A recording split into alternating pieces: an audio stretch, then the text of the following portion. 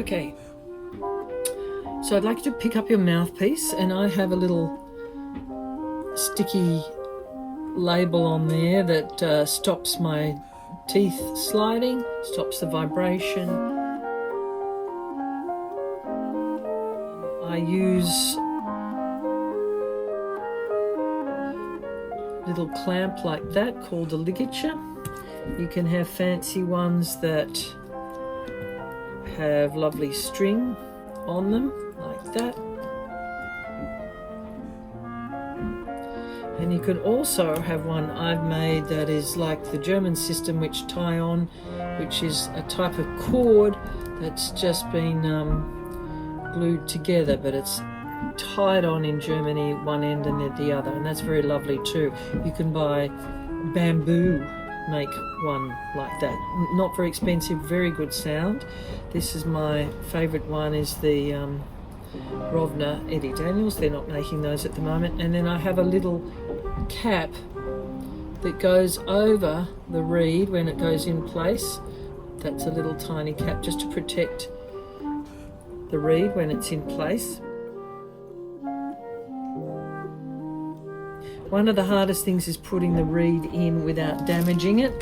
You can buy all sorts of very expensive gear for storing your reeds in, humidifiers and whatever. I now get them in the box they come in. I love these reeds because they also come in a piece of paper, which is a very nice way of cleaning and surfacing the reed when you slide it in, and it keeps it nice and clean, keeps it dry. When I put it back in the box, I have my reeds in a particular order, and then I go to a simple clip lock bag and they stay at the humidity they should be at. It's very important your reeds, particularly I do a lot of traveling to a dry place and a very moist place. We're here in Sydney at the moment, it's very humid and damp. I'm often in the country where it's very dry, and the reeds change. So I keep them in the same humidity. You can even use silicone in there, in its box, in that plastic bag, sealed up, and I do that every time I take the reeds out, and it gives me a very stable reed. What I recommend is putting your barrel, and sometimes gets a little bit wobbly there. So this has a piece of plumber's tape just to take any slack out of that wobbly mouthpiece, which needs, because I'm swapping onto different instruments, it sometimes gets a little bit wobbly there. There's my mouthpiece with the barrel. I'm playing on Elites, Buffet Elite clarinets.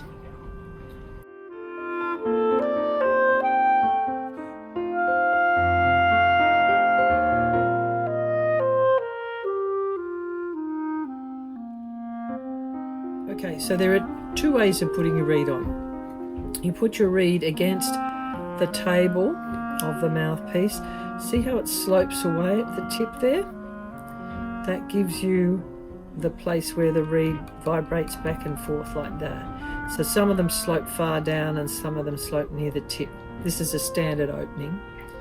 So you can hold it against the mouthpiece, and then very carefully you put your ligature over the top of that, slide it into place, look at the front to adjust the height just beneath the reed, and make sure it's not too crooked, it's not one way there or that way there or too high.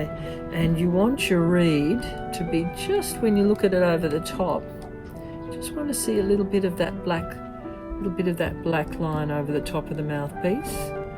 When you think you got that okay up the top, you want to then check down the bottom. Has it moved out of alignment down there? And you want it, so I tend to hold it and do this backwards there, and I don't touch the top where I was touching it then. I touch it more at the sides, and I wiggle, wiggle, wiggle, check the bottom, check the top, and then you sort of jam them to get you down a little bit more and tighten it up to finger tight. So let's have a look at that. It's fairly straight there, it's fairly straight there, and that'll work okay. If it doesn't work okay, I'll push it out of whack you won't get any sound, or you'll get a funny little difficulty in playing. So it's really important it's lined up in both places. Let's just fix that again. So straighten it sideways, just a little tip. If it's too high, it'll be too hard. If it's too low, it'll make weird noises. So I'm just going side to side like that to get it the way I want. Looks good. Jam it down, not too hard. Tighten it up, not too hard.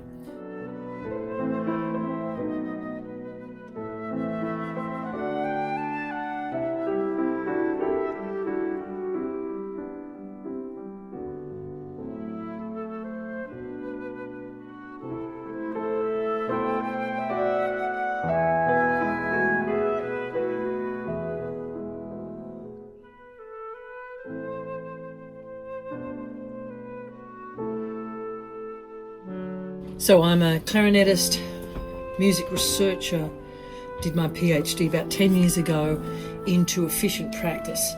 And you can look at my recordings on my homepage, deborahdegraaff.com, and you can look me up on LinkedIn, where I have publications of my research